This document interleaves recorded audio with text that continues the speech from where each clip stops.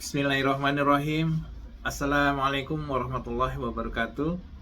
Kembali berjumpa dengan Sakti Mayamurti di channel Solusi Sakti. Terima kasih atas waktunya. Topik yang mau kita bahas kali ini adalah topik di surah ke-12, surah Yusuf, ayat ke-35. Saya bacakan ya. A'udzubillahi minasyaitonirrajim. Bismillahirrahmanirrahim. Tsumma badalahum min ba'di ma ra'awul ayati la yasjununnahu hatta hin. Artinya, kemudian timbul pikiran pada mereka setelah melihat tanda-tanda kebenaran Yusuf bahwa mereka harus memenjarakannya sampai waktu tertentu. Nah, ini menarik nih, sahabat Solusi Sakti, bahwa Nabi Yusuf itu masuk penjara justru karena Nabi Yusuf benar. Yang memenjarakan Nabi Yusuf itu tahu bahwa Nabi Yusuf itu benar. Kita tahu semua bahwa dari sisi bukti, baju gamis Nabi Yusuf itu koyak di belakang. Dari saksi, wanita-wanita yang terkikis tangannya pada saat mendengarkan pengakuan dari si pelaku. Tapi kenapa mereka tetap berniat memenjarakan dan akhirnya Nabi Yusuf pun masuk penjara? Nah, ini pelajaran pertama.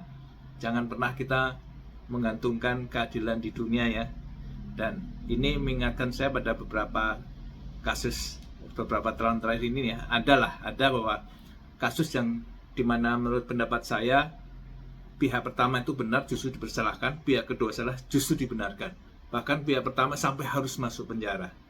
Dan semoga Allah meninggikan derajat para pejuang-pejuang, para mujahid yang sedang memperjuangkan kebenaran ya. Amin, Allahumma amin. Nah, ini lesonan bahwa kita jangan pernah mengandalkan 100% keadilan di dunia. Keadilan hakiki nanti di akhirat nanti. Maaf, ini kami mengingatkan para penegak hukum supaya kita selalu berhati-hati ya, luruskan niat sehingga kita bisa selamat ya di dunia dan akhirat. Jadi kita nggak mau merugi ya. Wa tawassaw bil haq wa tawassaw bis sabr. Kita saling mengingatkan tuh hal yang benar, yang hak. Kita juga mengingatkan dalam kesabaran. Nah, ini pelajaran pertama. Yang kedua, di surah Nabi Yusuf itu juga diceritakan bahwa saya menyimpulkan bahwa Nabi Yusuf itu akhirnya bisa keluar dari penjara, bahkan kemudian diangkat derajatnya oleh kerajaan menjadi bendaharawan kerajaan pada masa itu, atau sekarang mungkin menjadi menteri keuangan ya, barangkali menjadi keuangan. Itu karena apa? Di surah Nabi Yusuf itu ternyata diceritakan bahwa Nabi Yusuf itu melakukan dakwah selama di penjara. Jadi ada hikmah juga kita di penjara. Artinya berarti Nabi Yusuf ini sering melakukan ngobrol minimal ya, berupa dakwah kepada para penghuni penjara yang lain. Melalui jalan apa?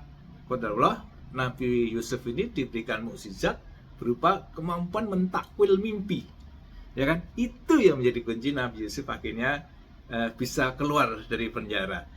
Nah, ini pelajaran berikutnya adalah bahwa saya pribadi akhirnya berani memberikan membuka channel ini untuk diskusi ini. Karena apa? Karena untuk melakukan dakwah itu menurut pendapat saya tidak perlu menunggu kita mempunyai kemampuan ilmu yang luas ya, tapi bisa saja gunakan kapasitas kita, kemampuan kita dalam satu hal ya.